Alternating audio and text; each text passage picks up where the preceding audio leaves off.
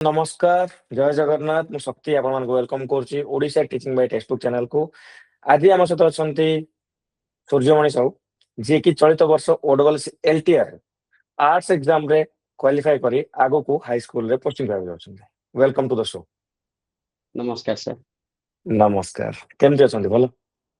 भलो अछि सर। आपण केमति अछन्ती सर? मुई बहुत भलो अछि। जेतेबेले रिजल्ट बाहरला जो दिन रिजल्ट बाहरला से दिन कोड थिले?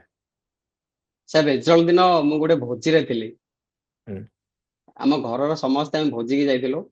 मु बाइक रे जाइथिली सेमान समस्ते कार रे जाइथिले। बाकी घर समस्ते राति रे भोजी थिला सेति लागि लेट हला बेले मु पळि आसीथिले भोजी खाइ रे 8टा 8:30 भितर मु पळि आसीथिले। मु ओके आसीजी मु बाइक रे ही अछि। तापर मते जने मोर सांग बाय फोन और मते मेसेज भी करछि व्हाट्सएप रे जे तोर सिलेक्शन हे जाइछि। केमति मु लागला संगे संगे सेतेबेले? गाड़ी से रखी रे मु बाबा को फोन करले जे बाबा मोर एन दिन हे जाइछि सिलेक्शन हे जाइछि आउ हाँ तमे जणे दियो सम। सेटा खुशी रे केमति माहौल केमति थिला मन केमति चलथिला सेतेबेले? सर सेटा मु शब्द द्वारा एक्सप्रेस करि पारिनी सर। एकुटिया थिला सेतेबेले? नहीं मो सहित गाड़ी मो भाई थिला सानो भाई थिला। हमें दुई जन बाइक रे आसुथिलु सर। घरे बेसी के खुशी हेले सेतेबेले? सर घरे तो खुशी हेले से जणे देथिले रिलेटिव रो भोजी थिला किंतु मो मम्मी जाई नथिला से घरे थिला। मो मम्मी भाई से रास्ता रो भी मिठा धरिक आसी ताको फास्ट खुआइले कहली मोर सिलेक्शन हे गला। से प्रथमे विश्वास करबेलानी जे तोर सत्तरे भी सिलेक्शन हेइ छि नै। तापरे नाइ मु कहले हां मोर हे जाई छि सिलेक्शन। तापर आ तार आ आखिर लुह बंद नै। खुशी लुह निहाती लुह तो आम समस्ते चाहिए कि जदि लुह किसी बाहर आम बापा माँ आखिर तेल खुशी लुह ही बाहर। ये जर्नी भितर आम जब देखा भाई भौणी के तुम? सर मोर 3 जन भाई आमे। मु 3 जन तुम भाई? हां मु सेकंड मो ऊपर जने तळे जने। तार मझिया तमें? हां मछिया सर। अच्छा तमें तुम फील्ड आम पूरा पछकू फेरी जा तुम स्कूलिंग कौन थिला तुम कॉलेज कौन थिला तुम स्कूलिंग कॉलेज पर तुम कैरियर केमती थिला तुम केते स्कॉलर थिलो तापर ए फील्ड को केमती आसिलो काहेकि आसिलो शिक्षकता काहेकि तमे चूज कलो काहे ना शिक्षकता गोटे रेस्पोंसिबिलिटी तोर कर्तव्य निश्चित जिंस त निश्चित निश्चित सर। ज केमती थिला? सर मोर तो स्कूलिंग आम गाँ रे ही हेतिला गवर्नमेंट स्कूल रे मोर सब किछि गवर्नमेंट स्कूल रे ही हेछि। गवर्नमेंट स्कूल रे सब 10th जाय करली 10th 2014 मसिया पास आउट हेली। तापरे मार्क भलो थिला बोली मोर आर्ट्स सब प्रथम रे मोर माने एसएसटी पार्ट मोर भलो हुए किंतु मार्क अधिक थिला बोली बाबा मते प्रेशर करले नाइ तो साइंस ही नबो। हमर एपट गोटे ट्रेंड अछि कि जदि मार्क भलो अछि आपण साइंस नेबे नाइ तो आर्ट्स नियंतु। मते बाध्य करी साइंस मु नेली। हाँ मते माने किसी गोटे नुआ नुआ लागुथला कि नाइ मु एटा पारिबिनी। मु फर्स्ट इयर रे मु जतले थिली मु सेतले स्विच କରିବା मते चाहिथिले जे मु नाइ ए वर्ष बेक करे पुनी आर्ट्स रे जिबे आर्ट्स रे 2 वर्ष पुनी पढिबार थिला। तापरे घरे एमिते कहले जे एमिते मते करियार अछि आउ किंतु सेटा मानि नथिले से मु बाध्य धारे पढी करि देइथिले सर। प्लस टू टा हेगला बादे बादे हां प्लस 2 2016 मसिया रे हमर कंप्लीट हैला किंतु फर्स्ट डिवीजन आसी नथिला 336 मार्क आसीथिला। मु सेइ दिन से बहुत कांदिथिली मो जीवन रे मु भाबुची फर्स्ट टाइम पाठ पढा नै कांदिथिली सेइ दिन जो दिन रिजल्ट बाजिला प्लस 2 रो। प्लस टू सेकंड डिवीजन देखि हां सेकेंड डिवीजन देखि काहे के पसिले भीतर? हां तापर से मु कहली नाइ मु पाठ पढेइनी मु कुआडे जिबि बाहर किछि काम करिବି या फिर किछि भी करी कि मु बाहर पळेइ मु पाठ पढेइनी। एमिति कहि सब मु 2016 मसिया रे सब बेंगलोर पळेइथिली। बेंगलोर रे रहिले। हां सर बेंगलोर जाइथिली। बेंगलोर रे रहिले तापर 2017 मसिया से पुणी रिटर्न करली। के थिले रिटर्न सेमती प्लस टू सरी कि संग संग पळेइ गलो सेठी? हां सर प्लस 2 रिजल्ट बाहरला मु देखिरे पळेइली मु कहली नाइ मु पाठ पढेइनी। सेठी के थिले ना नथिले ना एमती रागी पळेइले? नाइ नाइ मो भाई सेठी रहउची। भाई रहउचंदी मु कहली एठी मु भाई रहइबिनी रहउछन। घरे किछि कहलेनी घरे किछि कहनान से समय रे? घरे ଆଉ କଣ କହିବେ सेकेंड डिवीजन घरे भी बिलीव कଲେनी जे मु सेकेंड डिवीजन आनिଛି ବୋଲି। अच्छा ଭଲ ପିଲା ତାପରେ ଆମର ମୁଁ ପଢୁଥିଲା ଆମର କୁଆଡେ ସେକେଣ୍ଡ ଡିଭିଜନ କେମିତି ହେଇଗଲା ପିଲା ଆମର ଭଲ ହଁ ପଢୁଥିଲା। ହଁ ହଁ ସାର୍ ତାପରେ ତାପରେ 2017 ମସିହା ସେ ବେକ୍ କଲି ଗାଁକୁ ବେକ୍ କଲି ପୁଣି ତାପରେ ସେ କେମିଷ୍ଟ୍ରି ଅନର୍ସ ମୁଁ ପକେଇଲି ମୋର ଯେହେତୁ ସାଇନ୍ସ ଥିଲା ମୁଁ କେମିଷ୍ଟ୍ରି ଅନର୍ସ ରେ ପକେଇଲି ମତେ କେମିଷ୍ଟ୍ରି ଅନର୍ସ ମୋର ସିଲେକ୍ସନ ବି ହେଇଯାଇଥିଲା କିନ୍ତୁ ମତେ କଣ ଫିଲ୍ ହେଲା ମୁଁ ବି ସେଇଟା ଜାଣିନି ହୁଏତ ଭଗବାନଙ୍କର କିଛି ଗୋଟେ ଅନ୍ୟ କିଛି ଗୋଟେ ଥିଲା ମୁଁ କେମିଷ୍ଟ୍ରି ଅନର୍ସ ଜଏନିଂ କଲିନି ତାପରେ ସାର୍ ଆମର କବି ସୂର୍ଯ୍ୟ ନଗର କଲେଜରେ ସ୍ପଟରେ ଭେକେନ୍ସି ଥିଲା, 5ଟା ସିଟ୍ ଭେକେନ୍ସି ଥିଲା ଇକୋନୋମିକ ଅନର୍ସରେ। ତାପରେ ଇକୋନୋମିକ ଅନର୍ସରେ ସାର୍ ଜଏନିଂ କଲି 2017 ମସିହାରେ। 17ରୁ 20 ମସିହାରେ ମୋର ଗ୍ରାଜୁଏସନ ସରିଲା। ତାପରେ ଆର୍ଟ୍ସ ନେବାକୁ ନେଇକି କେବେ ତମେ ରିଗ୍ରେଟ କରିନ କେବେ? ନାଇଁ ସାର୍, ସାର୍ ମୋର ପ୍ରଥମରୁ ହିଁ ଆର୍ଟ୍ସ, ମାନେ ମୋର ଡ୍ରିମ୍ ଥିଲା କି ମୁଁ ଗୋଟେ ଆର୍ଟ୍ସ ଫିଲ୍ଡରେ ହିଁ କିଛି ମାନେ କରିବି। ମୁଁ ଆଗକୁ ସାଇନ୍ସ ଯାଇ ଆଗକୁ କରିବି ବାଇ ଫୋର୍ସ ହିଁ ନେଇଥିଲି ସାଇନ୍ସ। ଏ ଓଡିଶାର ଆମ ଟ୍ରାଡିସନ ପାଇଁ କି ସାଇନ୍ସ ନେଲେ ହିଁ ପିଲା ସ୍କଲାର ପିଲା ହୁଏକି। ହଁ ହଁ ସେମିତି ହିଁ। ଓଡିଶାର ଟ୍ରାଡିସନ ସେଇଟା ଚାଲିଛି। କାହିଁକି ନା ବାହାରକୁ ଆମେ ଯଦି ଯିବା ତାହେଲେ ଆର୍ଟ୍ସ ପିଲା ବହୁତ ଏକ୍ସେଲ କରୁଛନ୍ତି ବହୁତ ଫିଲ୍ଡରେ। ହଁ ଆମେ ଦିଲ୍ଲୀ ଯିବା କି ଯୁଆଡେ ଯିବା ସିଭିଲ୍ସରେ ଆର୍ଟ୍ସ ପିଲା ବହୁତ ବଢିଆ କରୁଛନ୍ତି, ବହୁତ ଅଲଗା ଅଲଗା ଫିଲ୍ଡରେ ଆର୍ଟ୍ସ ପିଲା ବହୁତ ଭଲ କରୁଛନ୍ତି। ତ ଏବେ ଗ୍ରାଜୁଏସନ ସରିଗଲା ଆମର 2020ରେ, ଓଡ଼ିଆରେ ସାର୍ ସରିଲା। ତାପରେ ବିଏଡ କରିବାକୁ ପଡିଥିବ। ସାର୍ ବିଏଡ ମୋର ଦାଦା ଜଣେ ସେ ଆନ୍ଧ୍ରପ୍ରଦେଶରେ ସେ କରୁଥିଲେ ବିଏଡ, ସିଏ ଜଏନିଂ ମଧ୍ୟ ଆମକୁ କରାଇ ଦେଇଥିଲେ। ସିଏ ଏବେ ଓକେ ପୋଷ୍ଟେଡ ଅଛନ୍ତି 2022 ମସିହାରେ ସେ ଆରେଷ୍ଟ ହାଇସ୍କୁଲ ଟିଚର ଥିଲେ। ସିଏ ଏବେ କଳାହାଣ୍ଡିରେ ପୋଷ୍ଟେଡ ଅଛନ୍ତି। ଆଚ୍ଛା ମାନେ ମୋର ଯାଇକି ମେଣ୍ଟର ମୁଁ ତାଙ୍କୁ ମାନିଛି। ସିଏ ନାଁଟା ମତେ କଣ? ଜଏନିଂ କରେ। ନାଁଟା କଣ ତାଙ୍କର? ରବୀନ୍ଦ୍ର ପ୍ରଧାନ। ଯାହା ଥ୍ୟାଙ୍କ ୟୁ ରବୀନ୍ଦ୍ର ସାରଙ୍କୁ ନିହାତି ଧନ୍ୟବାଦ ଜଣାଇବାକୁ ଚାହିଁବୁ। ତ ଏବେ ଆମେ 2020 ପରଠୁ 2 ବର୍ଷ ବିଏଡ ରେ ଯାଇଥିବ, ସାର୍ ସରିଲା କେବେ ବିଏଡ?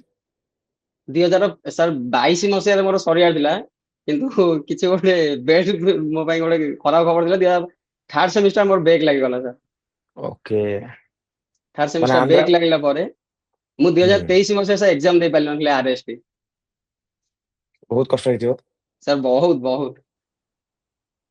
ମାନେ ଏବେ ଯଦି କ୍ୱାଲିଫାଇ ଜଣେ କରିପାରୁଛି ଏଲଟିଆର, ସେତେବେଳେ ଆରଏସଟି ଦେଇପାରୁନି, ତା ମାନେ ମନ ସେତେବେଳକୁ ପୁରା ଜଳି ଯାଉଥିବ ଭିତରୁ କି ମୁଁ କାହିଁକି ଦେଇପାରିଲିନି, ମୋ ଭୁଲ ପାଇଁ ହେଇପାରିଲାନି। ଯଦି ବୋଧ ହୁଏ ସେ ଜିନିଷଟା ହେଇଥାନ୍ତା ତାହେଲେ ମୁଁ ଦେଇପାରିଥାନ୍ତି। ଯଦି ମୋର 2 ବର୍ଷ ସରିଯାଇଥାନ୍ତା ମୁଁ ଦେଇପାରିଥାନ୍ତି ସେ। ନାଇଁ ରିଗ୍ରେଟ ତ ଅଛି, କିନ୍ତୁ କଣ କରିବା, ନାଇଁ ଭଗବାନଙ୍କର କିଛି। ଭଗବାନ ତ ଯାହା ଭଗବାନଙ୍କର ତ ଇଚ୍ଛା ଗୋଟେ ଥାଏ। ହଁ ତ ଏଇ ଯୋଉ ଜର୍ଣ୍ଣି ଗଲା, ଏବେ ବିଏଡ ସରିଗଲା, ତାପରେ ଏବେ ମେନ୍ ଏକ୍ସାମ ଆପ୍ଲାଏ ଟାଇମ ପଳେଇ ଆସିଲା। ଏ ଯୋଉ ଜର୍ଣ୍ଣି ଭିତରେ ପଢାପଢିର ଫ୍ଲୋ କେମିତି ଥିଲା? କାହିଁକିନା ମୁଁ କେତେଟା ଏକ୍ସାମରେ ଫେଲ ହେଇଛ, ଆଉ ସେତେବେଳେ ମାଇଣ୍ଡ ସେଟ କଣ ଥିଲା? ସାର୍ ମୁଁ ଫେଲ ହେଇଛି, ଜେଟିରେ ଫେଲ ହେଇଛି ସାର୍। 2023 ମସିହାରେ ଯେତେବେଳେ ଜେଟି ଆସିଲା ମୁଁ ସେ ସମୟରେ ଫେଲ ହେଇଥିଲି। ତାପରେ ଜେଟିରେ ସାର୍ ଫେଲ, ମୁଁ ଭାବୁଛି ମୋର ଏଲଟିଆର ସକ୍ସେସ ପାଇଁ ଜେଟିର ଫେଲିୟର ଟା ମୋ ପାଇଁ ଗୋଟେ ମାନେ ବ୍ୟାକବୋନ ସଦୃଶ ହେଇଛି। କାହିଁକିନା ମୁଁ ଆଜି ଜେଟିରେ ଯଦି ଫେଲ ହୋଇନଥାନ୍ତି, ପାସ୍ ଯଦି ହୋଇଯାନ୍ତି, ମୁଁ ଜେଟିରେ ହିଁ ରହିଯାଇଥାନ୍ତି। ହଁ ସାର୍ ମୁଁ ଜେଟିରେ ଆମର ମୋର 2 ଜଣ ସାଙ୍ଗ, ମୁଁ ଆଉ ଜଣେ ମୋର ସାଙ୍ଗ, ସିଏ ଏବେ କଳାହାଣ୍ଡିରେ ହିଁ ପୋଷ୍ଟିଂ ଅଛି, ସେ ଜେଟିରେ ଅଛି। ତାର ମୋର କ୍ଲାସ 1 ରୁ ବିଏଡ ସବୁ ଯାଏଁ ଆମେ ମିଶିକି ହିଁ କରିଛୁ, ସବୁ କିଛି ଗୋଟେ ଜାଗାରେ କରିଛୁ। ସିଏ ପାଇଗଲା, ମୁଁ ପାଇଲିନି। ସାର୍ ଘରେ ତ ଯାହା କହିଲେ କହିଲେ, ପଦା ଲୋକ ମଧ୍ୟ ତୁ କଣ କରୁଥିଲୁ, ସିଏ ପାଇଗଲା, ସମସ୍ତଙ୍କୁ ଗୋଟେରେ ହିଁ ଥିଲ, ସିଏ ପାଇଗଲା ତୁ ପାଇଲୁନୁ, କିଛି ତ ଗୋଟେ ପ୍ରୋବ୍ଲେମ ଥିବ। ପ୍ରୋବ୍ଲେମ ସାର୍ କଣ ହେଲା ମୁଁ ବି ସାର୍ ଜାଣିପାରିଲିନି, କିନ୍ତୁ ମୁଁ ଜେଟିରେ ଫେଲ ହେଇଥିଲି। ତାପରେ ଜେଟିରେ ଆରେ ସାର୍ ଫେଲ ହେବା ରିଜନ ହଉଛି, ମୁଁ ମାନେ ହଁ ଏମିତି ୟୁଟ୍ୟୁବରେ ସାର୍ ଏମିତି ବ୍ଲାଇଣ୍ଡଲି ମାନେ ସର୍ଚ୍ଚ କରୁଥିଲି ଭିଡିଓ, ଯେ ମତେ ଓକେ ଏଇଟା ପଢିବାର ଅଛି ଏ ରିଲେଟେଡ, ଯାହା ୟୁଟ୍ୟୁବରେ ରାଣ୍ଡମଲି ଆସୁଥିଲା ମୁଁ ସେ ଭିଡିଓ ଦେଖି ହୁଁ ଦଉଥିଲି। ହୁଁ ହୁଁ ୟୁଟ୍ୟୁବ ଗୋଟେ ବଡ ଡିଷ୍ଟ୍ରାକ୍ସନ ହେଇଗଲାଣି ଏବେ। ସାର୍ ସେଇଟା ତ ତମେ ତାପରେ ଫେଲ ହେଲା ପରେ ଜାଣିପାରିଲ, ଫେଲ ହେଲା ପରେ ଜାଣିପାରିଲ କେମିତି ଏମିତି ମୋର ଥିଲା ମେନ୍ ଇସୁ ଥିଲା, ଟାଇମ ୱେଷ୍ଟ କରୁଥିଲ ବହୁତ ଗୁଡେ। ହଁ ସାର୍। ତାପରେ ସାର୍ ଦେନ୍ ଇସ୍ୟୁଟା କଣ ଥିଲା, ମୁଁ ଜେଟି ଫେଲର ହେଲା ପରେ ହିଁ ଜାଣିଲି ଯେ ମୋର ଇସ୍ୟୁଟା ଏଇଟା ଅଛି, ଏ ପ୍ରୋବ୍ଲେମ ଯୋଗୁରୁ ଓକେ ମୁଁ ଫେଲ ହେଇଛି। ଓକେ ତାପରେ ଏସଏସବି ଟିଜିଟିର ନୋଟିଫିକେସନ ଆସିଲା, ସେଇଟା 2024 ମସିହା ଜାନୁଆରୀ ମାସରେ ରେଜଲ୍ଟ ବାହାରିଲା ଜେଟିର। ମତେ ମାସେ ଖଣ୍ଡେ ମୋ ମାଇଣ୍ଡ ବେକ ମତେ କରିବାକୁ ଲାଗିଲା କି ମାସେ ଖଣ୍ଡେ ଲାଗିଗଲା ସାର୍, ଯେ ମତେ ମାନେ ଏ ୱେରେ ମତେ ପଢିବାର ଅଛି, ଏ ଜିନିଷକୁ ଏ ୱେରେ ପଢିବାର ଅଛି। SSB TGT sir main only ଥିଲା, ପ୍ରିଲିମ ନଥିଲା। ଆମର ସେଠି କମ୍ପ୍ୟୁଟର ରିଜୋନିଂ ଏସବୁ କିଛି ନଥିଲା, ଆରିଥମେଟିକ ନଥିଲା। ଯାହା ଫଳରେ ମୁଁ ସେଇଟା ପାଇଁ ମୁଁ ମୋର ମାନେ କନସେପ୍ଟ କ୍ଲିୟର ହେଇଯାଇଥିଲି। ଏସଏସଡି ପାର୍ଟର ମୁଁ କନସେପ୍ଟ କ୍ଲିୟର ହେଇଯାଇଥିଲି ଏସଏସବି ଟିଜିଟି ବେଳେ। ସେଇଟା ବି ସାର୍ ମୋ ଭୁଲ ଯୋଗୁରୁ ହିଁ ମୁଁ କଟେଇଥିଲି। କେମିତି? ମତେ ସେଇଟା ମୁଁ ଏତେ ମାନେ ଏତେ କନଫିଡେନ୍ସ ଓଭର କନଫିଡେନ୍ସ ହେଇଯାଇଥିଲା। ଆ ମୋର 70ଟା କୋଶ୍ଚିନ୍ ମୁଁ ଠିକ କରିଥିଲି, 105 ମାନେ ଥିଲା, ଗୋଟେ କୋଶ୍ଚିନ୍ 1.5 କ୍ୟାରି କରୁଥିଲା। କିନ୍ତୁ କିଛି ନେଗେଟିଭ ମାର୍କ ମୁଁ ମାର୍କିଂ କଲି, ଯାହା ଫଳରେ 99ରେ ମୋ ସ୍କୋର ରହିଗଲା, 102 ପଏଣ୍ଟ ସମଥିଙ୍ଗ ଯାଇଥିଲା କଟଅଫ। ଦି ମାର୍କ ଗୋଟେ ମାର୍କରେ କଟିଗଲ। ହଁ ଓଭର କନଫିଡେନ୍ସ କିଲ୍ କରିଛି ତାହେଲେ ସକ୍ସେସଫୁଲ ଗୋଟେ ସାର୍। ପଏଣ୍ଟରେ।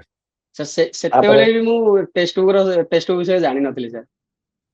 ଆଚ୍ଛା ଦେନ୍ ତାପରେ ଆଉ ତା କଣ ଏକ୍ଜାମ ଆସିଲା? ହଁ ତାପରେ randomly ଦେଖୁଥାଏ ଭିଡିଓ ୟୁଟ୍ୟୁବରେ ସବୁବେଳେ ଦେଖୁଥାଏ। ହୁଁ। ତାପରେ ଏମିତି ଦେଖିଲା ସମୟରେ ଟେକ୍ସଟ ବୁକ୍ ର ଗୋଟେ ଭିଡିଓ ଆସିଲା। ସେ ସମୟରେ ରାତି 9ଟାରେ ଡେଲି ନଉଥିଲେ, ସୌମ୍ୟ ସାର୍ ନଉଥିଲେ ଭିଡିଓ। ଜିକେ ଏକ୍ସପ୍ରେସ या फिर ऐसे कुछ କିଛି ନଉଥିଲେ। ସେଇଟା ଦେଖିଲି, ସାରଙ୍କର ପଢା ଶୈଳୀ ଭଲ ଲାଗିଲା। ତାପରେ ସେଇ ଦିନ ହିଁ ନେଲି, ହୁଁ ହୁଁ। ସେଇ ଦିନ ନେଲି। ମୋର ସକ୍ସେସ ରେ ଯଦି 50% ଯଦି କିଏ ଯଦି କଣ୍ଟ୍ରିବ୍ୟୁସନ કરે ସେଇଟା ହଉଛି ଟେକ୍ସଟ ବୁକ୍। ଟେକ୍ସଟ ବୁକ୍ ବିନା ମୁଁ ଆଜି ଏଇଠି ନଥାନ୍ତି। ଆଚ୍ଛା, ଏଇଟା ସେଇଦିନ ସବସ୍କ୍ରିପସନ ନେଇକି ପଢାପଢି ଷ୍ଟାର୍ଟ ହେଇଗଲା। ତ ଆଚ୍ଛା, ସେଇ ଏଠି ଦିନଠୁ ଗୋଟେ ବଡ କ୍ୱେଶ୍ଚନ ଆସୁଛି, ୟୁଟ୍ୟୁବ ଆଉ ବ୍ୟାଚ୍। ବହୁତ ପିଲା ଏ ଭିତରେ ବହୁତ କନଫ୍ୟୁଜ ହଉଛନ୍ତି। ୟୁଟ୍ୟୁବ ଗୋଟେ ଭାଷ୍ଟ ଏରିଆ ହେଇଗଲାଣି ଯୋଉଠି ପିଲାମାନେ ହଜି ଯାଉଛନ୍ତି, ତ ତାକୁ ନେଇକି କଣ ପ୍ରିପାରେସନ ଦେବେ, ପ୍ରିପାରେସନ ଜର୍ଣ୍ଣି ଭିତରେ ଯାହା ବି ହେଇଥିଲା? ସାର୍ ମୋର ଦୁଇଟା ପରୀକ୍ଷା ମୁଁ ସାର୍ କେବଳ ହରେଇଛି ଏଇ ୟୁଟ୍ୟୁବ ଚକ୍କରରେ ହିଁ ହରେଇଛି। ଯଦି ମୁଁ ଯଦି ବେଚ୍ ନେଉଥାନ୍ତି ତାହେଲେ ମୁଁ ହୁଏତ ଆଜି ଆଉ କୋଉଠି ଥାନ୍ତି। ଆଚ୍ଛା ଆଚ୍ଛା ଦିଟା ପରୀକ୍ଷା ମୋର ୱେଷ୍ଟ କରିବାକୁ ପଡିଲା କେବଳ ଏଇ ୟୁଟ୍ୟୁବ ଚକ୍କରରେ। ସେଇ ଆଚ୍ଛା ଅଡ୍ୟୁଟାରେ ମୁଁ କିଛି ପଢି ଯାଉଥିଲି ହେରି, ଗୋଟେ ପାଠକୁ 2 ଥର 3 ଥର ସେଇଟାକୁ ପଢି ଯାଉଥିଲି। କିଛି ବି ମାନେ ନା ସିଲାବସ କମ୍ପ୍ଲିଟ ହଉଥିଲା, ନା ମତେ କିଛି ସାଟିସ୍ଫାଇ ଲାଗୁଥିଲା। ଆଚ୍ଛା, ଆମେ ଯଦି ଏଇ ଜର୍ଣ୍ଣିକୁ ଆସିବା, ଏଥିରେ ପ୍ରିଲିମ୍ ଆଉ ମେନ୍ ଦିଟା ଷ୍ଟେଜ୍ ଅଛି। ତ ବ୍ୟାଚ୍ ଜଏନ୍ କରିଗଲେ, ବ୍ୟାଚ୍ ଜଏନ୍ କରିବା ସହିତ ଯାହା ଯେତିକି ଆଇଡିଆ ଥିଲା, ପ୍ରି କୁ କେମିତି ପ୍ଲାନ୍ କଲେ, ପ୍ରି ପାଇଁ କଣ ବୁକ୍ସ ଫଲୋ କଲେ, ଟିଚର ମାନଙ୍କ ପାଠ ପଢାକୁ କେମିତି ନୋଟ୍ କରୁଥିଲେ, କଣ ପ୍ଲାନ୍ ଥିଲା, କିଛି ନୋଟ୍ ମେକିଂ ଥିଲା ନା ନଥିଲା, ପ୍ରିଲିମ୍ସ ପାଇଁ କଣ ଷ୍ଟ୍ରାଟେଜି ଥିଲା? ମାନେ ଯେତିକି ମାର୍କ ପ୍ରିଲିମ୍ସ ଏକ୍ସାମ ହେଇଥିଲା, ସେଥିରେ ମେନ୍ସ ର ପ୍ରିଭିୟସ୍ ସିଲାବସ ଡିଫରେଣ୍ଟ ରହୁଥିଲା। ତ କେମିତି ତା ପାଇଁ ପ୍ରିପାରେସନ କେମିତି ଥିଲା, ପ୍ରି ପାଇଁ କେମିତି ଥିଲା, ଆଉ ପ୍ରି ପାଇଁ ଡର ଥିଲା କି ପ୍ରି ହବ କି ନାହିଁ, କଣ ଚାଲିଥିଲା ସେତେବେଳେ? ନାଇଁ ସାର୍, ଡର ତ ନଥିଲା, କାହିଁକି ନା ଟେକ୍ସଟ ବୁକ୍ ରୁ ଯେତିକି ଜିନିଷ ମିଳୁଥିଲା ସେତିକି ମୋର ଦେନ୍ ଏନଫ୍ ଥିଲା ସାର୍, ସତ କଥା। Okay okay. ମୁଁ ଟେକ୍ସଟ ବୁକ୍ ରୁ ପଢୁଛି, ମୁଁ ସେଇଟା ମୁଁ କହୁନି, କିନ୍ତୁ ମୋର ଦେନ୍ ଏନଫ୍ ଥିଲା। ବେଜ୍ ରୁ ଯାହା କିଛି କୋଶ୍ଚିନ୍ ମିଳିଲା ମୁଁ ସବୁ ପିଡିଏଫ୍ କାଢି ରଖି ଦଉଥିଲି। ତାପରେ କୋଶ୍ଚିନ୍ ପ୍ରାକ୍ଟିସ୍ ତ ଆପଣ ଡେଲି କରଉଥିଲେ, ଆଉ ବାକି ସାର୍ ମଧ୍ୟ କରଉଥିଲେ। ରିଜନିଂ, ମ୍ୟାଥ୍, ଆରିଥମେଟିକ୍ ସାର୍ ମୋର ଡର ଥିଲା। ମୁଁ +2 ସାଇନ୍ସ, ମୋର ମାର୍କ କମିବା ରିଜନ ହଉଛି ମ୍ୟାଥ୍। ମୋର ମ୍ୟାଥ୍ ଭଲ ହୁଏନି, କିନ୍ତୁ ସାର୍ ଆରିଥମେଟିକ୍ ରେ ମୁଁ ଏବେ 20 ମାର୍କରୁ 18 ମାର୍କ ସାର୍ ରଖିଛି। 18ଟା ବଢିଆ କୋଶ୍ଚିନ୍ କରିଥିଲି, 18ଟାରୁ 18ଟା ସାର୍ ଆସିଥିଲା। ବଢିଆ। ତାମାନେ ପ୍ରିଲିମ୍ସ ଏଇ ଫ୍ଲୋ ରେ କ୍ଲିୟର ହେଇଗଲା। ସାର୍ ଏବେ ଆମେ କମ୍ପ୍ୟୁଟର ଆସିବା। ଟା ସାର୍ ଛାଡିଦେଲି। କମ୍ପ୍ୟୁଟର ଟା ମୁଁ ଆପଣଙ୍କୁ ଯେତିକି ଶ୍ରେୟ ଦେବି ସେଇଟା ମୋ ପାଇଁ ହୁଏତ କମ ପଡିବ। ଆପଣଙ୍କର ମୋର ମନେ ଅଛି 2025 ମସିହା ଭାଲେଣ୍ଟାଇନ ୱିକ୍ ଟାକୁ ଆପଣ କମ୍ପ୍ୟୁଟର ୱିକ୍ କରିଥିଲେ। ସାର୍ ହଁ ସେଇଟାରୁ ଡାଇରେକ୍ଟ କୋଶ୍ଚିନ୍ ପୁରା ଆସିଥିଲା। ହଁ। ଡାଇରେକ୍ଟ କୋଶ୍ଚିନ୍ ସାର୍ ଆସିଥିଲା। ରିଜନିଂ ସାର୍ ବି ଠିକ ଠାକ ଥିଲା। ରିଜନିଂ ମଧ୍ୟ ସାର୍ ଯାହା ପଢଉଥିଲେ ସେ ସବୁ ଆସୁଥିଲା। ଏମିତି କରି ସେଇଠି ସାର୍ କଲ। ହେଇଗଲା। ହଁ ସାର୍ ଆଚ୍ଛା, ହେଇଯାଇଥିଲା। ମେନ୍ସ ପାଇଁ ଯୋଉ ପ୍ରିପାରେସନ କଣ୍ଟିନ୍ୟୁ ଚାଲିଲା, ମେନ୍ସ ପ୍ରିପାରେସନ ରେ କେମିତି କଣ ହେଲ୍ପ ଥିଲା ଜିନିଷ? ସାର୍ ମେନ୍ ରେ ମୋର ତ ଫଣ୍ଡାମେଣ୍ଟାଲ ତ କ୍ଲିୟର ହୋଇଯାଇଥିଲା ଆମର SSD ପାର୍ଟଟାର। ମୋର କେବଳ ଡର ଥିଲା English and Odia. Sir English Odia ଗୋଟେ ଭାଷ୍ଟ ସିଲାବସ ବି ଥିଲା, ଆଉ ଅଧିକ ମାର୍କ ମଧ୍ୟ କ୍ୟାରି କରୁଥିଲା। 90 ମାର୍କ କ୍ୟାରି କରୁଥିଲା। 150 90 ମାର୍କସ ରେ କ୍ୟାରି କରୁଥିଲା। ସାର୍ ମୁଁ ଇଂଲିଶ ଓଡିଆ କିଛି ମଧ୍ୟ ଜାଣିନଥିଲି। ମାନେ 10th ପରେ ମୁଁ ଇଂଲିଶ ଓଡିଆ କେବେ ବି ପଢିନଥିଲି। ସେଇଟା ମୋ ପାଇଁ ଗୋଟେ ମାନେ ବେକାର ସୃଷ୍ଟି କରିଥିଲା SSB ଟିଜିଟି ବେଳେ। ତାପରେ ମୁଁ ବ୍ଲାଇଣ୍ଡଲି ପୁରା ସାର୍ ଙ୍କୁ ଫଲୋ କଲି। ପବିତ୍ର ଓଡିଆ ସାର୍ ସାର୍ ସେତେବେଳେ ଙ୍କୁ, କରୁଥିଲେ। ପବିତ୍ର ସାର୍ ଙ୍କୁ ସାର୍ ଫଲୋ କଲି। ପବିତ୍ର ସାର୍ ମୋ ପାଇଁ ସାର୍ ହିରୋ। ହୁଁ ହୁଁ ସେ ହୁଁ ହୁଁ। ଥିଲେ ମୁଁ ତ ତାଙ୍କର ସାର୍ ପଢା ଶୈଳୀ, ମାନେ ମୁଁ ଏତିକି ଆକ୍ୱାଏଣ୍ଟେଡ ହେଇଛି, ମୁଁ ଆଉ ଗୋଟେ ସିଙ୍ଗଲ ଭିଡିଓ ମଧ୍ୟ ଆଉ କାହାର ଦେଖିନି। ଆଚ୍ଛା, ମାନେ ଏକ୍ସାମ ରେ ବହୁତ ଗୁଡେ କ୍ୱେଶ୍ଚନ ସାରଙ୍କ କ୍ଲାସ ରୁ ହଁ ଡାଇରେକ୍ଟଲି ଆସୁଥିଲା, ସାର୍ ଯୋଉଟା କି ହେଲ୍ପ ଡାଇରେକ୍ଟ କଲେ। କୋଶ୍ଚିନ୍। ସଞ୍ଜୟ ଯୋଉଟା କି ସାରଙ୍କର ହେଲ୍ପ କଲେ। ଇଂଲିଶ, ହୁଁ। ସନ୍ଦୀପ ସାର୍, ସଞ୍ଜୟ ହଁ ସାରଙ୍କର ସନ୍ଦୀପ ସାରଙ୍କ ହଁ ଇଂଲିଶ ଥିଲା, ଇଂଲିଶ, ଆଣ୍ଡ ପବିତ୍ର ହଁ ସାରଙ୍କର ଓଡିଆ। ପବିତ୍ର ସାରଙ୍କର ଓଡିଆ। ଯୋଉଟା କି ଡାଇରେକ୍ଟଲି ହେଲ୍ପ କଲା SSB ଆମର LTR ଏକ୍ସାମ କ୍ୱାଲିଫାଇ କରିବାରେ। ଆଚ୍ଛା, ଏଇ ଯୋଉ ଜର୍ଣ୍ଣି ଭିତରେ ଅପ ଆଣ୍ଡ ଡାଉନ ବହୁତ ଆସିଥିବ। କୋଉ ଟାଇମ ଟା ନିଶ୍ଚିତ ଲାଗିଲା କି ମୁଁ ଏଠି ମାନେ ଭାଙ୍ଗି ପଡିଲି, ଏଇଟା ମାନେ ବହୁତ କଷ୍ଟ ହଉଛି ଏଇ ଟାଇମ ଟା। ମାନେ ଶୁଣିବାକୁ ସାର୍ ପଡୁଛି ବହୁତ ଲୋକଙ୍କୁ। କଷ୍ଟ ତ ବହୁତ କିଛି ହୋଇଛି। ମୁଁ, ଆପଣ ଜାଣିକିରି ଆଶ୍ଚର୍ଯ୍ୟ ହେବେ, ମୁଁ ବେଙ୍ଗାଲୋରରେ ସ୍ଵିଗି ମଧ୍ୟ କରୁଥିଲି। ଏଜ ଏ ସ୍ୱିଗି ଡେଲିଭରି ବୟ ମୁଁ କାମ କରିଛି। Swiggy delivery? ସାର୍ କେତେ ଦିନ ପାଇଁ କଣ କେମିତି ଥିଲା ସେ ସମୟରେ ଷ୍ଟ୍ରଗଲ? ସାର୍ କରିଛି, ସବୁ ବିଏଡ୍ ଟାଇମ ରେ କରିଛି। ବିଏଡ୍ ଦି ବର୍ଷ ଭିତରେ ମୁଁ 2 ବର୍ଷ ଯାକ କରିଛି। ବିଏଡ୍ ର ଖର୍ଚ୍ଚ କାଢିବା ପାଇଁ ସ୍ୱିଗି ଡେଲିଭରି ପାର୍ଟନର ଭାବରେ କାମ କରୁଥିଲି। ଆଉ ଫୁଲ ଟାଇମ କରୁଥିଲି ସାର୍, ଏବେ ନାଇଁ କି ପାର୍ଟ ଫୁଲ ଟାଇମ ଟାଇମ କରୁଥିଲି। ହଁ ଫୁଲ ଟାଇମ ହିଁ କରୁଥିଲି। ସେ 10 ସମୟରେ ଘଣ୍ଟା 12 ଘଣ୍ଟା ସେ କାମ କରୁଥିଲି ସ୍ୱିଗିରେ। ବାଙ୍ଗାଲୋର ର କଥା ଏଟା। ବେଙ୍ଗଲୋରରେ ସାର୍ କରିଥିଲି। ମାନେ ସେଠି ରହିକି ଏମିତି କରିକି ମ୍ୟାନେଜ କରିବାକୁ ପଡୁଥିଲା। ହଁ ଆଚ୍ଛା ସାର୍। ସେତେବେଳେ କେତେବେଳେ ଇଚ୍ଛା ଆସିନି କି ମୁଁ ଓଡିଶା ପଳେଇଯିବି ଯାହା ଯଦି କମ ରେ ହଉଛି ଆଡଜଷ୍ଟ କରିଯିବି, କେବେ ଇଚ୍ଛା ସାର୍ ଆସିନି? ସେତେବେଳେ ସାର୍ ସତ କଥା କହୁଛି କି ମୋର ସେତେବେଳେ ଏତେ ବି ଆଇଡିଆ ନଥିଲା କି ଏମିତି ମୁଁ ହେଇପାରିବି କି କିଛି ଗୋଟେ କରିପାରିବି। ହଁ ମତେ ଖାଲି ଗୋଟେ ବିଏଡ କରିବାର ଅଛି, ବିଏଡ ସରିଲା ପରେ କୋଉଠି ଗୋଟେ ଯାଇକି ରହିବାର ଅଛି, ୟା ଫିର କିଛି ଗୋଟେ ଏକ୍ଜାମ କ୍ଲିୟର କରିବାର ଅଛି, ଏ ମାଇଣ୍ଡ ସେଟ୍ ହିଁ ଥିଲା। ତାପରେ ମୁଁ ଯେତେବେଳେ ଏକ୍ଜାମ ଲାଇନରେ ଯେତେବେଳେ ପଶିଲି ସେଇ ସମୟରେ ଜାଣିବାକୁ ପାଇଲି ଯେ ଏମିତି ଏମିତି ଷ୍ଟ୍ରଗଲ କରିବାକୁ ପଡୁଛି, ଏ ଟାଇପ ର ପଢିବାକୁ ପଡୁଛି। ମୁଁ ଏତେ ମାନେ ଭାବିଲି ଯେ ଏତେ ମାନେ ଆ, ପରିଶ୍ରମ କରିବାକୁ ପଡିବ। ନହେଲେ ହଁ ଇଜିଲି କ୍ଲିୟର ହେଇଯାଉଥିବ ପରୀକ୍ଷା। ମୁଁ ଗୋଟେ ଟିଚିଂ ଲାଇନ ଛାଡ଼ିଲେ ମୁଁ ଗୋଟେ ସିଙ୍ଗଲ ପରୀକ୍ଷା ମୁଁ ଦେଇନି। କିଛି ପରୀକ୍ଷା ଦିଆନି, କେବେ ମାଇଣ୍ଡ କିଛି ଆସିନି କି? ନାହିଁ, ନାଇଁ ଗୋଟେ ହିଁ ପରୀକ୍ଷା ଦେଇନି। ଆଚ୍ଛା ଶିକ୍ଷକତା ଗୋଟେ କର୍ତ୍ତବ୍ୟ ଆମେ ମାନନ୍ତି, କାହିଁକି ନା ଆଗରୁ ସାର୍ ଗୋଟେ ଥିଲେ କେମିତି ଆମେ ଶିକ୍ଷକ ହେଇଗଲେ ପାଖରେ ସ୍କୁଲ ଟିଚିଂ ସ୍କୁଲରେ ପାଇଯିବୁ ପୋଷ୍ଟିଂ, ଆମେ ଆମର ଲାଇଫ ସେଟ୍ ହେଇଯିବ। କିନ୍ତୁ ଧୀରେ ଧୀରେ ଆଜିକା ସମୟରେ ଶିକ୍ଷକତାର ପରିଚୟ ବଦଳିଲାଣି। ଟିଚର ମାନେ ଧୀରେ ଧୀରେ ପିଲାମାନଙ୍କ ଜୀବନରେ ଚେଞ୍ଜେସ୍ ଆଣିବା ଆରମ୍ଭ ବହୁତ ବହୁତ ମାତ୍ରାରେ କରୁଛନ୍ତି, ଆଗରୁ ବି କରୁଥିଲେ ଏବେ ଆଉ ବଢିଗଲାଣି। ତ ଏଇ ଯୋଉ ଜର୍ଣ୍ଣି ଭିତରେ ଛୋଟ ବେଳୁ ବଡ ହେଲା ଭିତରେ ଏମିତି କିଛି ଜଣ ଟିଚରଙ୍କ ନାଁ କହିବେ ଯିଏକି ଆପଣଙ୍କ ଜୀବନରେ ବହୁତ ବଡ ଚେଞ୍ଜେସ୍ ଆଣିଛନ୍ତି, ଛୋଟ ବେଳୁ ପୁରା ସ୍କୁଲ ଲେଭେଲରୁ ବି କହିପାରିବା? ସାର୍ ସ୍କୁଲ ଲେଭେଲର ମୁଁ କହୁଛି ମୋର ଗାଁରେ ଜଣେ ଟିଚର ଅଛନ୍ତି ବଳ ସାର୍ ବୋଲି, ମୁଁ ତାଙ୍କୁ ବଳ ସାର୍, ଆଇଡିଆଲ ମାନୁଛି। ବଳରାମ ଆସ୍କା ସାର୍। ଆସ୍କା ପୁରା ଆସ୍କା ଏରିଆ ତ? ହଁ ଜାଗା ମୋର କଣ? ଆସ୍କା କନ୍ୟାରେ। କନିଆରୀ? ଆମ ଗାଁ ନାଁ ହଉଛି କନ୍ୟାରି। ଓକେ ଓକେ, ତାପରେ ହଁ ବଳ ସାର୍, ତାପରେ ଆଉ କିଏ କେମିତି? ବଳ ସାର୍ ଥିଲେ। ତାପରେ ସେ ସ୍କୁଲ ଲେଭେଲରେ ମତେ ବହୁତ ହେଲ୍ପ କରିଛନ୍ତି। ଓକେ, ତାପରେ ମୁଁ ଯୋଉ ଦଦା କଥା କହୁଛି, ସିଏ କଳାହାଣ୍ଡିରେ ଯୋଉ ପୋଷ୍ଟ ରବୀନ୍ଦ୍ର ସାର୍, ସିଏ ବି ରବୀନ୍ଦ୍ର ମତେ ସାର୍। ବହୁତ ହେଲ୍ପ କରିଛନ୍ତି। ତାପରେ ପ୍ଲସ ଟୁ ସମୟରେ ମୋର ଉଷା ସାର୍ ବୋଲି ଜଣେ ସାର୍ ଥିଲେ, ସେ ମେଥ ପଢଉଥିଲେ, ତାକୁ ମଧ୍ୟ ମୁଁ ବହୁତ ମାନେ। ସେ ତାପରେ ଆଗକୁ ଏମିତି ବଢେଇ ଗ୍ରାଜୁଏସନ, ବଢେଇ ନେଇଛନ୍ତି। ହଁ ହୁଁ ସେମାନେ ବହୁତ ଗ୍ରାଜୁଏସନରେ ବହୁତ ହେଲ୍ପ କରିଛନ୍ତି। ସିଏ ହିଁ ମତେ ମାନେ ଏନଫୋର୍ସ କରିଥିଲେ କି ଆପଣ ଟିଚିଂ ଲାଇନରେ ଯାଇପାରିବେ। ଯେ ଏମିତି ଏମିତି ସ୍କୋପ ଅଛି। ସେ ସତ ହୁଁ କଥା ଆମେ ଜାଣି ହିଁ ନଥିଲୁ ଯେ ଏମିତି ଗଭର୍ଣ୍ଣମେଣ୍ଟ ବିଏଡ ଏମିତି ଅଛି, ଏ ଆଚ୍ଛା ଜିନିଷ କରିକି ଟିଚର ହେଇପାରିବ। ସେ କିଛି ବେଳେ କିଛି ଜାଣିନଥିଲି। ଧୀରେ ଧୀରେ ସମୟାନୁ କ୍ରମେ ଧୀରେ ଧୀରେ ଜାଣିବାକୁ ପାଇଲି, ଆଉ ଆଜି ଏ ଜାଗାରେ ଅଛି। ଆଚ୍ଛା ତାପରେ ଏମିତି ଆଉ ସାର୍, ମୁଁ ଆମେ ହଁ ସାର୍ ନିହାତି ସାର୍ ହଁ ଆଉ ଗୋଟେ କଥାଟେ ସାର୍ ଛାଡିଦେଲି।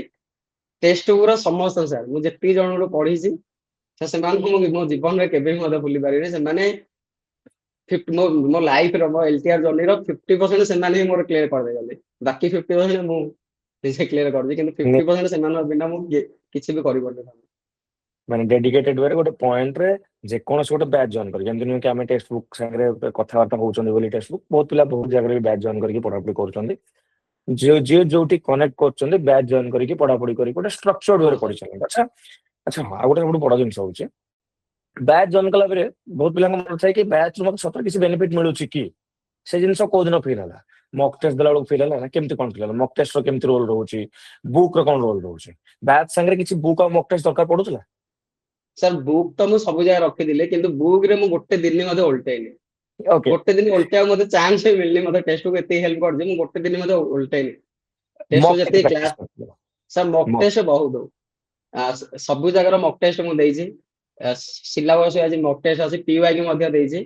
ଆଉ ପ୍ରିଲିମ ବେଳେ ମୁଁ ସାର୍ ଆପଣଙ୍କର ଯୋଉ ଫୁଲ ଲେନ୍ଥ ମଥ୍ 15ଟା ମୁଁ ମକ୍ ଟେଷ୍ଟ ଦେଇକି ଯାଇଥିଲି ପ୍ରିଲିମ ବେଳେ। ଦିନକୁ ଟେଷ୍ଟ ଦିଟା ବେଳକୁ ଲେଖା 15 ଦେବାର। ଥିଲା। ହଁ ଦିନକୁ ଦିଟା ଲେଖା ସାର୍ ଦେବାର, କେବଳ ମୋର ଟାଇପିଂ ଟାକୁ ଏନହାନ୍ସ କରିବା ପାଇଁ। ସେମିତି ସାର୍ ମେଲ୍ ଭଲ, ବେଳେ 18ଟା ମକ୍ ଟେଷ୍ଟ ଦେଇକି ଯାଇଥିଲି, କେବଳ ଟେଷ୍ଟ ବୁକ୍। ଆଚ୍ଛା ସେଗୁଡା ସବୁ ହେଲ୍ପ କରିଥିଲା ପୁରା ସାର୍ କ୍ଲିୟରଲି? ବହୁତ ବହୁତ ଡାଇରେକ୍ଟ କୋଶ୍ଚିନ୍ ପୁରା ଆସିଥିଲା। ନିହାତି ନିହାତି ଶୁଣିକି ବହୁତ ଭଲ ଲାଗିଲା। ସାର୍ ଯେତେବେଳେ ସକ୍ସେସ୍ ପାଇଗଲେ ସେ ସମୟରେ ଆମେ ପରେ ଯଦି ଦେଖିବା ସକ୍ସେସ୍ ପୂର୍ବର ଜୀବନ ଆଉ ସକ୍ସେସ୍ ପରର ଜୀବନ, ଗୋଟେ ସମୟରେ ସ୍ୱିଗି ଡେଲିଭରିରୁ ଆରମ୍ଭ କରିକି ଘରେ ଗୋଟେ ସ୍କଲାର ଷ୍ଟୁଡେଣ୍ଟ ହେଇକି ସେକେଣ୍ଡ ଡିଭିଜନ ପାଇବା, ପୁଣି ବାଙ୍ଗାଲୋର ପଳେଇବା, ଆ ପୁଣି ବିଏଡ ଟାଇମରେ ବ୍ୟାକ୍ ଲାଗିଯିବା, ଏତେ ସବୁ ଭିତରେ ସକ୍ସେସ୍ ପାଇବା ପୂର୍ବର ଲାଇଫ କଣ ଥିଲା ଆଉ ପରର ଲାଇଫ କଣ ଥିଲା? ଏବେ କେମିତି ଲୋକ ଆପଣ ତମକୁ ଦେଖୁଛନ୍ତି? ଏବେ ଦେଖିଲେ କଣ? ସାର୍ ଲୋକଙ୍କୁ ତ ବହୁତ ରେସପେକ୍ଟ ବଢିଛି। ଆଉ ପୂର୍ବ ସାର୍ ସତ କଥା, ପୂର୍ବରୁ ଯୋଉମାନେ ତାନାଶାହି କରୁଥିଲେ ଯେ ସିଏ ଇଏ କିଛି କରିପାରୁନି, ଇଏ ଅନ୍ୟ କିଛି ମୋବାଇଲ ତ ଦେଖୁଛି, ମୋବାଇଲରେ ଦିନ ରାତି ରହୁଛି, ଆଉ କଣ କିଛି କରୁଥିବ। ଆ ସେଇଟା ଏବେ ବର୍ତ୍ତମାନ ତାର ରିଭର୍ସ ଟା ପାଉଛି ଯେ ହଁ ରିଭର୍ସ ଟା ମିଳିଗଲାଣି। ନିଶ୍ଚିତ ସାର୍ ନିଶ୍ଚିତ ସାର୍। ଏବେ ମତେ ବି ମାନେ କହୁଛନ୍ତି ଯେ ସେ ଭାଇ ଭଳିଆ ହଉନୁ, ସେ ଭାଇ ଭଳିଆ ପଢୁନୁ, ଏଇଟା କରୁନୁ ସେଇଟା କରୁନୁ। ଲୋକ ତ କହିବା କଥା କହିବେ ବହୁତ କିଛି, ହଁ ନିଜ ଜର୍ଣ୍ଣିରେ ଆଗକୁ ବଢିବା କଥା। ଯୋଉମାନେ ଏବେ ନୂଆ ନୂଆ ପ୍ରିପାରେସନ କରୁଛନ୍ତି, ଦି ପ୍ରକାର ପିଲା ଅଛନ୍ତି। ସାର୍। କିଛି ପିଲା ଏଇ ଜର୍ଣ୍ଣି ଭିତରେ ଭାଙ୍ଗି ପଡୁଛନ୍ତି, ସମୟ ଆସିଗଲେ ଭାଙ୍ଗି ପଡୁଛନ୍ତି, ଆଉ କିଛି ପିଲା ନୂଆ ନୂଆ ଜଣକୁ ଏଣ୍ଟ୍ରି କରୁଛନ୍ତି, ପ୍ରଥମେ ଭାଙ୍ଗି ପଡୁଥିବା ପିଲାଙ୍କୁ କଣ ସଜେସନ ଦବ? ସାର୍ ଭାଙ୍ଗି ପଡୁଥିବା ପିଲାକୁ ଏତିକି ସଜେସନ ଦେବି, ସାର୍ ମୁଁ ଯଦି 2023 ମସିହାରେ ଭାଙ୍ଗି ପଡିଥାନ୍ତି ହୁଏତ ମୁଁ ଏଲଟିଆର ଟିଚର ହାଇସ୍କୁଲ ଟିଚର ହେଇପାରିନଥାନ୍ତି। ଭାଙ୍ଗିବାର ନାହିଁ, ଫେଲର ଟାକୁ କେବେ ହେଲେ ଫେଲର ଭାବରେ ନିଅନ୍ତୁନି। ଫେଲର ଟାକୁ ଏଜ ଏ ମାନେ କଣ କିଛି ଶିଖିବାକୁ ମିଳୁଛି ତା ଭିତରୁ। ହଁ ଫେଲର ଟା ଟେକ୍ସଟ ବୁକରେ ସମସ୍ତ ସାର୍ ମଧ୍ୟ କହୁଛନ୍ତି ଯେ ଫେଲର ଟାକୁ ଆପଣ ଫେଲର ଭାବେ ନିଅନ୍ତୁନି, କିଛି ତା ଭିତରୁ ଶିଖୁଛି। ଏସଏସସି ଟିଜିଟି ମଧ୍ୟ ମୁଁ ଫେଲ ରହିଥିଲି, କିଛି ମାନେ ଶିଖିଥିଲି ଯେ ମୋର ନେଗେଟିଭ ମାର୍କ ଯୋଗୁରୁ ମୁଁ କଟିଥିଲି। ଠିକ ଅଛି ଆଚ୍ଛା, ସାର୍। ଏଇଟା ଯୋଉମାନେ ଆମର ପିଲା, ଆଉ ଯୋଉମାନେ ଆମର ଫେଲିଓରରେ ରହିଯାଉଛନ୍ତି, ଲାଷ୍ଟ ଟିକେ ଟିକେ କଟି ଯାଉଛନ୍ତି, ଯୋଉମାନେ କିଛି ନା କିଛି ସେଥିରୁ ଶିଖିବା କଥା। ନିଶ୍ଚିତ ସାର୍। ଯେଟିରେ ଫେଲ ହେଲା ପରେ ଆମେ ଶିଖିଲେ କି ଆଚ୍ଛା ମୁଁ ୟୁଟ୍ୟୁବରେ ରାଣ୍ଡମଲି ଭିଡିଓ ଦେଖୁଥିଲି ବୋଲି ବୋଧେ ଫେଲ ହେଇଗଲି ସେ ଜାଗାରେ, ସାର୍ ସେ ନୋଟ କରୁନଥିଲି ବୋଲି ଏପଟ ସେପଟ କରୁଥିଲି ବୋଲି ଫେଲ ମାରିଗଲି, ଆଉ ମୁଁ ଓଭର କନଫିଡେନ୍ସ ମତେ କିଲ୍ କଲା। ମାନେ ପ୍ରତିଟା ଅନସକ୍ସେସଫୁଲ ଷ୍ଟୋରି ଆମକୁ କିଛି ନା କିଛି ଇନସାଇଟ୍ସ ଦେଇକି ଯିବ ଆଗକୁ ଆମେ କେମିତି ବଢିବା। କରେକ୍ଟ? ନିଶ୍ଚିତ ନିଶ୍ଚିତ। ପଏଣ୍ଟ ହଉଛି ଏବେ ଆମକୁ ବହୁତ ନୂଆ ପିଲା ଦେଖୁଛୁ, ଯୋଉ ନୂଆ ପିଲାମାନେ ଦେଖୁଛନ୍ତି ତାଙ୍କର ଇଚ୍ଛା ଅଛି କି ଆମେ ଏଇ ଫିଲ୍ଡ କୁ ଯିବୁ। ଟିଚିଂ ଆମର ଇଚ୍ଛା ଥିଲା ଛୋଟବେଳୁ, ଗୋଟେ ଆମେ ବିଏଡ୍ କରିନେଇଛୁ, ଏବେ ଆମେ ଏ ଭିତରକୁ ଏଣ୍ଟ୍ରି କରିବାକୁ ଚାହୁଁଛୁ। ତାଙ୍କୁ କଣ ସଜେସନ ଦେବି? ଗୋଟେ ପିଲା ଯଦି ଚାହୁଁଛି ବର୍ଷକରେ ଏକ୍ସାମ କ୍ଲିୟର କରିବା ପାଇଁ, କଣ ପସିବଲ? ଏବେ ଆଗକୁ ଯାହା ବି କିଛି ଭ୍ୟାକେନ୍ସି ହଉଛି, କଣ ଗୋଟେ ଏଇଟା କଣ ପସିବଲ କି ସତରେ କଣ ଏଟା ହେଇପାରିବ? ନିଶ୍ଚିତ ସାର୍ ହେଇପାରିବ। ଆପଣଙ୍କୁ ସିଲାବସ ୱାଇଜ ଆପଣଙ୍କୁ ନୋଟ ମେକିଂ କରିବାକୁ ପଡିବ। ସିଲାବସ କୁ 6 ମାସରେ ଆପଣ କ୍ଲିୟର କରନ୍ତୁ, 6 ମାସ ବାକି ଏମସିକ୍ୟୁ ରେ ସାରନ୍ତୁ। ଠିକ ଅଛି, ଡେଲି ପ୍ରାକ୍ଟିସ କରନ୍ତୁ ସାର୍। ଏ ଭିଡିଓ ସେ ଭିଡିଓ ସେ ଭିଡିଓ କିଛି ଦେଖିବା ଦରକାର ନାହିଁ। ଗୋଟେ ଜାଗାରେ ଷ୍ଟିଜ ହେଇକି ରୁହନ୍ତୁ, ତାକୁ ଫଲୋ କରନ୍ତୁ, ସେ ରିଗାର୍ଡିଂ ଭିଡିଓ ଦେଖନ୍ତୁ। ସେଇ ଚ୍ୟାନେଲରୁ ଯୋଉ ଚ୍ୟାନେଲ ହଉନା କାହିଁକି, ଯୋଉ ପ୍ଲାଟଫର୍ମ ହଉନା କାହିଁକି, ସେଇ ପ୍ଲାଟଫର୍ମ ଷ୍ଟିଜ ହେଇକି ରୁହନ୍ତୁ। ଏପଟ ସେପଟ ସେପଟ ଏପଟ ହେଲେ କିଛି ବି ମଧ୍ୟ ହବନି। ଆଉ ମେନ୍ କଥା ହେଲା ସାର୍, ସୋସିଆଲ ମିଡିଆରୁ ଦୂରେଇ ରୁହନ୍ତୁ। ସାର୍ ସୋସିଆଲ ମିଡିଆରୁ ମୋର ସାର୍ ମନେ ଅଛି, ମୁଁ ଯେତେବେଳେ ଷ୍ଟାର୍ଟିଂ କଲି 2024 ମସିହାରେ ସାର୍ ସୋସିଆଲ ମିଡିଆକୁ ଅନଇନଷ୍ଟାଲ କରିଦେଲି। 17 ତାରିଖରେ ମୋର ରେଜଲ୍ଟ ଆସିଲା, ମୁଁ 18 ତାରିଖରେ ସାର୍ ଇନଷ୍ଟାଲ କଲି ପୁଣି ଥରେ। କିଛି ସୋସିଆଲ ମିଡିଆ ନଥିଲା, କିଛି ବି ନଥିଲା। କିଛି ନାହିଁ କିଛି ନାହିଁ କିଛି ନାହିଁ ସାର୍। ଆଗରୁ ସବୁ କଣ କଣ ଚଲଉଥିଲା, ଏବେ କଣ କଣ ଚଲଉଛ? ସାର୍ ସବୁ ଥିଲା, ଇନଷ୍ଟାଗ୍ରାମ ଫେସବୁକ ଏ ସବୁ ଥିଲା। ସବୁ ଥିଲା, ଏଟା 2024 ରୁ କଟି ଯାଇଛି। ହଁ ସାର୍ 2024 ଲାଷ୍ଟ ଯେତେବେଳେ ଆମର ନୋଟିଫିକେସନ ଆସିଲା ଏଲଟିଆର ର, ସେ ସମୟରେ ମୁଁ କାଟିଥିଲି। ମାନେ ପୁରା 1.5 ବର୍ଷ ପାଖାପାଖି, 2 ବର୍ଷ ସାର୍ ପାଖାପାଖି ସୋସିଆଲ ମିଡିଆ ବନ୍ଦ। କେବେ କାହିଁକିନା ଇଚ୍ଛା ସାର୍ ଆମେ ମୋବାଇଲରୁ ଦେଖୁଛନ୍ତି ଭିଡିଓ, ମୋବାଇଲରେ ଗୋଟେ ମେସେଜ ଯଦି ଆସିଲା, କିଏ ଯଦି ମେସେଜ କଲା, ବେଲେ ତ କିଛି ତ ଗୋଟେ ସମୟ ସେଇଠି ବର୍ବାଦ ହବ କି ନାଇଁ? ୟୁଟ୍ୟୁବରେ ତ କେତେ, ୟୁଟ୍ୟୁବ ତ ଅନଇନଷ୍ଟଲ କରିହବନି, ତାକୁ ନାଇଁ ସାର୍ କେମିତି ମ୍ୟାନେଜ କର? ୟୁଟ୍ୟୁବ ଓନଲି ସାର୍ ମତଲବ ମୁଁ ପାଠ ରିଲେଟେଡ ଭିଡିଓ ହିଁ ଦେଖେ, ଆଉ ଅନ୍ୟ କିଛି ବି ଦେଖେ ନାହିଁ। ସର୍ଟ ଫର୍ଟ କିଛି ବି ଦେଖେ ନାହିଁ, କେବଳ ହିଁ ପାଠ ରିଲେଟେଡ ଭିଡିଓ ଦେଖେ। ଦିନର କଣ ଟେକ୍ସଟ ପଢା? ବୁକ ର ଯେତିକି ବି ସାର୍ ଭିଡିଓ ଆସିଲା ସବୁ ଯାକ ଦେଖେ। ବାକି ଜିନିଷ କିଛିଟା କ୍ଲିୟର କରିବା ପାଇଁ କିଛି କିଛି ଚ୍ୟାନେଲ ମଧ୍ୟ ମୁଁ ଫଲୋ କରିଥିଲି। ଏଇ ଯେମିତି ଇଂଲିଶ ଟା ଟିକେ ଫଲୋ କରୁଥିଲି, ଯେହେତୁ ସଞ୍ଜୟ ସାର୍ ଛାଡି ପଳେଇଥିଲେ ଆମର ମଝିରେ, ତ ଅନ୍ୟ କିଛି ଚ୍ୟାନେଲରୁ ମୁଁ ଇଂଲିଶ ଟା ମଧ୍ୟ ପାଇଯାଇଥିଲି। ଦିନର କେତେ ସମୟ ପଢୁଥିବ ତମେ? ସାର୍ ପ୍ରିଲିମ ବେଳେ 10-12 ଘଣ୍ଟା। ମୁଁ ସେ ସମୟରେ ଗୋଟେ କୋଚିଂ ମଧ୍ୟ ଯାଉଥିଲି। ଅଫଲାଇନ? ହଁ ଅଫଲାଇନ କୋଚିଂ ଯାଉଥିଲି, 9th-10th ପଢଉଥିଲି। ସେଠି ମତେ 4 ଘଣ୍ଟା ସେଠି 4-5 ଘଣ୍ଟା ସେଠି ଦେବାକୁ ପଡୁଥିଲା। ତ ମତେ 10-12 ଘଣ୍ଟା ସେଇଠି ମୁଁ ପଢୁଥିଲି। ଆଉ ଏଠି ସାର୍ 14-15 ଘଣ୍ଟା ପଢୁଥିଲି ମେନ୍ ବେଳେ। 14-15 ଘଣ୍ଟା ସାର୍ ମାନେ ବେସିକାଲି 15 ଘଣ୍ଟା ମାନେ 15 ଘଣ୍ଟା ନୁହଁ, ମୁଁ ସମୟ ଦେଖୁନଥିଲି ସେଇ ଟାଇପର ଜିନିଷ। ସାର୍ ଶୋଇକି କିଛି ସମୟ ନାହିଁ ସାର୍, ସମୟ ମୁଁ କିଛି ଦେଖିବାର ନାହିଁ। କିଛି ନାହିଁ, କିଛି ବି ସମୟ ଦେଖିବାର ନାହିଁ। ଉଠିକି ଶୋଇଲି, ପୁଣି ଉଠିଲି ପଢିଲି, ଖାଇ ପିଇକି ଶୋଇଲି। ହଁ ଯେତେବେଳେ ନିଦ ଭାଙ୍ଗିଲା ସେତେବେଳେ ଉଠିକି କିଛି ଗୋଟେ ଭିଡିଓ ଦେଖ, ପୁଣି ଯଦି ନିଦ ହେଇଗଲା ତ ଶୁଅ। ଚାଲିଥିବ, ଏମିତି ଚାଲିଥିବ। ହଁ ସାର୍ ପରିଶ୍ରମ ବର୍ଷେ ଖଣ୍ଡେ ମୋର ମନେ ଅଛି ସାର୍, ମୁଁ ଭଲରେ ମାନେ ପେଟ ପୁରା ଖାଇନି ମଧ୍ୟ। ଏଇ ପ୍ରିପାରେସନ। ହଁ ସାର୍ ଯଦି ଆମେ ମାନେ ଫିଲ୍ କରୁଛୁ କି ଯଦି ପେଟଟା ଯଦି ଫୁଲ ଯଦି ହେଇଯାଇଛି, ନିଦ ପଳେଇ ଆସିବ ଜଲ୍ଦି। ଏଟା ସେ ବି ଠିକ। ଜିନିଷ ପେଟ ବେଶୀ ଖାଇଲେ ନିଦ ଆସିବ, ନିଦ ଆସିଲେ ପାଠ ପଢା ଲସ୍ ହବ। ମୋ ମା ମତେ ସବୁବେଳେ କୁହେ, ମୋ ବୋଉ ମତେ ସବୁବେଳେ କୁହେ ଯେ ତୁ ହେଇଠି ଯେବେ ଷ୍ଟାର୍ଟିଂ କଲୁଣୁ, ତୁ 2 ବର୍ଷ ଭଲରେ ଖାଇନୁ। ଏବେ ମା ଭଲସେ ଖାଇବାକୁ ଦଉଥିବେ ନିହାତି। ଏବେ ହେଲ୍ଦି ତ ହେଇଗଲେଣି। ନିହାତି ନିହାତି ଷ୍ଟୋରି ବହୁତ ହି ଇନ୍ସପାୟାରିଂ ଥିଲା ବହୁତ ଜଣଙ୍କ ପାଇଁ। କାହିଁକି ନା ଓଡିଶାର ସବୁ କର୍ଣ୍ଣରରୁ ପିଲାମାନେ ପ୍ରିପାରେସନ କରୁଛନ୍ତି। ଷ୍ଟୋରିଟା ସବୁଠୁ ଅଧିକ ଇନ୍ସପାୟାରିଂ ଏଇଥିପାଇଁ ହେଲା, କାହିଁକି ନା ସାଇନ୍ସ ଷ୍ଟ୍ରିମ୍ ରୁ ଆର୍ଟସ କୁ ସିଫ୍ଟ କରିବା ଡେୟାରିଂ ର କଥା ଗୋଟେ। କାହିଁକି ନା ସାଇନ୍ସ ପଢି ସାରିକି ଆର୍ଟସ ପିଲାମାନେ ଷ୍ଟ୍ରିମ୍ କୁ ଚୁଜ୍ କରନ୍ତିନି। ତାପରେ ପୁଣି ହଠାତ୍ କି ଘରୁ ପଳେଇଯିବା ବାଙ୍ଗାଲୋର, ସେଠି ଥାଇକି ବିଏଡ୍ କଣ୍ଟିନ୍ୟୁ କରିବା, ବିଏଡ୍ ରେ ଫେଲ୍ ହେଇକି ପୁଣି ତାକୁ କଣ୍ଟିନ୍ୟୁ କରିକି ସାରିବା। ଏଇଟା ପୁଣି ଏମିତି ଗୋଟେ ଗିଲ୍ଟ ର ସହିତ କି ଯଦି ମୁଁ ସାରି ଦେଇଥାନ୍ତି, ମେ ବି ଏକ୍ସାମ ଟା ଦେଇ ପାରିଥାନ୍ତି। ନୋଟିସଟା ଆସିଥିଲା ପୁଣି ଜେଟିରେ ଫେଲ ହବା ଯେଟି ଏମିତି ଗୋଟେ ଏକ୍ସାମ ଯୋଉଠି କି ଏତେ ଭେକେନ୍ସି ବାହାରିକି ଫେଲ ହେଲା ମାନେ ଗୋଟେ ବଡ ଟ୍ୟାଗ ବାଜୁଥିଲା ଯେ କାହିଁକି ତୋର ହେଲାନି ଏଇଟା ସବୁଠୁ ବଡ ପଏଣ୍ଟ ଥିଲା କାରଣ ଅଧିକ ଭେକେନ୍ସି ଆସିଥିଲା ପିଲା ଯଦି ସେଥିରେ କ୍ରାକ୍ ନ କରିପାରିଲେ ବାହାର ଲୋକ କଣ ବୁଝୁଛନ୍ତି ପିଲାଙ୍କର କଣ ମାଇଣ୍ଡ ସେଟ୍ ରହୁଛି ଯେ ଭିତରେ ଅଛି ସେ ବୁଝିପାରିବ ଯେ ଏଥିରେ କଣ ଇସ୍ୟୁଜ ହେଇଥିଲା ସେଟା ଗୋଟେ ବହୁତ ବଡ ଇନ୍ସପାଇରିଂ ଜିନିଷ ଥିଲା କି ଯେଟି ଫେଲ ହେଇ ସାରିଲା ପରେ ସେଠୁ ମନ ନ ଭାଙ୍ଗିକି ଶିଖିବା ବହୁତ ବଡ ପଏଣ୍ଟ ଥିଲା ଗୋଟେ ତାପରେ ପୁଣି ଆଗକୁ ଯାଇକି ଏସଏସବିଡି ଥିଲା ସେଥିରୁ ଶିଖିଲେ କି ଓଭର କନଫିଡେନ୍ସ ଷ୍ଟୋରି ନିହାତି ଯୋଉ ଦର୍ଶକ ମାନେ ଆମର ଯୋଉ ଷ୍ଟୁଡେଣ୍ଟସ୍ ମାନେ ଦେଖୁଥିବେ ଦର୍ଶକ ନୁହଁ ଷ୍ଟୁଡେଣ୍ଟସ୍ ହିଁ ଦେଖୁଥିବେ କିମ୍ବା ପରେ ଯୋଉମାନେ ପାଇସାରିଛନ୍ତି ସେମାନେ ବି କିଛି ଜଣ ଦେଖୁଥିବେ କି ଆମର ଅତୀତ ଆମେ ଅତୀତରେ କେମିତି ପାଇକି ଖୁସି ହଉଥିଲୁ ଆଜି ଆଉ ଜଣେ ଆସ୍ପାରାଣ୍ଟ ପାଇକି କେମିତି ଖୁସି ହୁଏ ସେମାନେ ଯୋଉମାନେ ଦେଖୁଥିବେ ନିହାତି ବହୁତ କିଛି ଇନସାଇଟ୍ସ ପାଇଥିବେ ଏ ଜର୍ଣ୍ଣି ଗୋଟେ ଓନ୍ଲି ପାଠ ପଢା ଜର୍ଣ୍ଣି ନଥାଏ ଏ ଗୋଟେ ଷ୍ଟ୍ରଗଲର ଜର୍ଣ୍ଣି ଥାଏ ଆଉ ଏ ଜର୍ଣ୍ଣି ସକ୍ସେସ ପାଇବା ପାଇଁ ଗୋଟେ ବହୁତ ବଡ ରୋଲ ପ୍ଲେ କରେ ଆମେ ସକ୍ସେସଫୁଲ ଜର୍ଣ୍ଣିଟା ବହୁତ ଇମ୍ପୋର୍ଟାଣ୍ଟ ଯେତିକି ଆମେ ଫିଲ୍ କରନ୍ତି ସୋ ଆମେ ଭଗବାନଙ୍କୁ ଏତିକି ପ୍ରାର୍ଥନା କରିବୁ ଏବଂ ତମର ମାନେ ଆଗକୁ ଆସୁଥିବା ଫ୍ୟୁଚର ବହୁତ ସକ୍ସେସଫୁଲ ରହୁ ଧନ୍ୟବାଦ sir।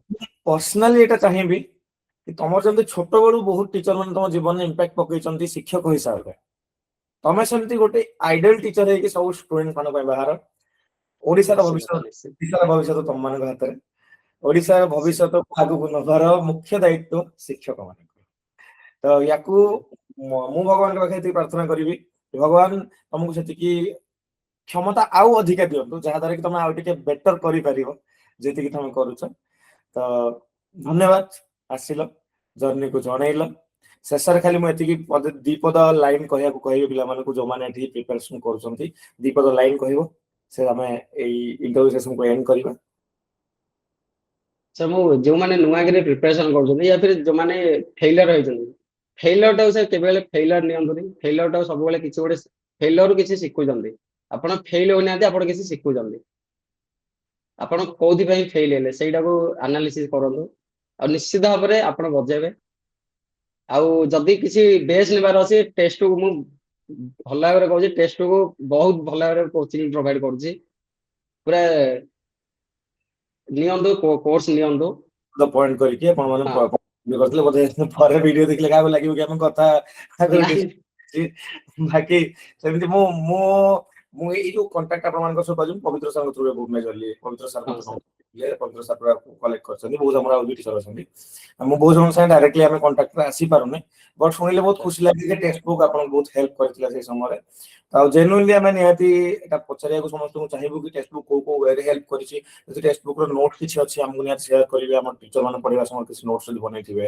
ତ ନିହାତି ସେ ନୋଟ୍ସ ବି ସେୟାର କରିବେ ଆମେ ପିଲାମାନଙ୍କ ସାଙ୍ଗେ ସେୟାର କରିବୁ ଯୋଉଟା ହଁ ପିଲାମାନେ ସାର୍ ମୁଁ ଟେକ୍ସଟ ବୁକ୍ ରୁ ଯାହା କିଛି ନୋଟ୍ ପାଇଥିଲି ତା ସହିତ କିଛି କିଛି ମୁଁ ଏଡ୍ କରିଥିଲି ବେଶୀ ନୁହଁ ସାର୍ ଟେକ୍ସଟ ବୁକ୍ ମୁଁ ଆପଣଙ୍କୁ ପୂର୍ବରୁ ମଧ୍ୟ କହିଛି ଯେତିକି ଦଉଛନ୍ତି ମୋର୍ ଦେନ୍ ଏନଫ୍ ସାର୍ ଆପଣ ମାନେ ଯେତିକି ପ୍ରୋଭାଇଡ କରୁଛନ୍ତି ମୋର୍ ଦେନ୍ ଏନଫ୍ ଗୋଟେ ଗ୍ରୁପ ବି ଜବ୍ ପାଇଁ ମୋର୍ ଦେନ୍ ଏନଫ୍ ସାର୍ ଥ୍ୟାଙ୍କ ୟୁ ସେତିକି ହିଁ ସାର୍ ମୁଁ କରିଥିଲି ଆଉ ନୋଟ୍ ଏକ୍ସଟ୍ରା କିଛି କିଛି ସାର୍ କରିଥିଲି ଆକ୍ନୋଲେଜମେଣ୍ଟ ପାଇଁ ବହୁତ ବହୁତ ଧନ୍ୟବାଦ ଏଟା ଗୋଟେ ଶୁଣିଲେ ବହୁତ ଭଲ ଲାଗେ ନା ଆମେ ଟିଚର ମାନେ ତ ଆମେ ଯୋଉଠି ଟିଚର ମାନେ ପଢଉଛନ୍ତି ସେ କିଛି କିଛି ରେମୁନେରେସନ ନଉଛନ୍ତି ପଇସା କିଛି ପାଉଛନ୍ତି କିନ୍ତୁ ସବୁଠୁ ବଡ ଖୁସି ଟିଚର ମାନଙ୍କ ପାଇଁ ରହେ ଆପଣମାନଙ୍କ ସକ୍ସେସ ସମସ୍ତଙ୍କର କିଛି ଜଣ ଷ୍ଟୁଡେଣ୍ଟ ଯେତେବେଳେ ନିଶ୍ଚିତ ସକ୍ସେସଫୁଲ ହୁଅନ୍ତି ତାଠୁ ବଡ କଥା ସେ ସେ ସ୍କୁଲର ଟିଚର ହୁଅନ୍ତୁ କିମ୍ବା ଏଇ କମ୍ପିଟିଟିଭ ଟିଚର ହୁଅନ୍ତୁ ଯେକୌଣସି ଟିଚର ତାଙ୍କ ଷ୍ଟୁଡେଣ୍ଟଙ୍କ ସକ୍ସେସ ଆଉ କିଛି ବଡ ଆମ ପାଇଁ ଖୁସି ନାହିଁ ସୋ ମାନେ ସମୟ ବାହାର କରିଥିବାରୁ ବହୁତ ବହୁତ ଧନ୍ୟବାଦ ଆଉ ଆଶା କରୁଛି ଓଡିଶାର ସବୁ କର୍ଣ୍ଣର ପିଲାମାନେ ଏଇ ଷ୍ଟୋରିକୁ ଦେଖିକି ଇନ୍ସପାୟାର ହେବେ ଭଗବାନ ଆପଣଙ୍କୁ ଖୁସିରେ ରଖନ୍ତୁ ଆଣ୍ଡ ଏଇ ଖୁସି ଆଗକୁ ବଢି ଚାଲୁ ଆଉ ବହୁତ ଜଣଙ୍କୁ ଇନ୍ସପାୟାର କରୁ ନମସ୍କାର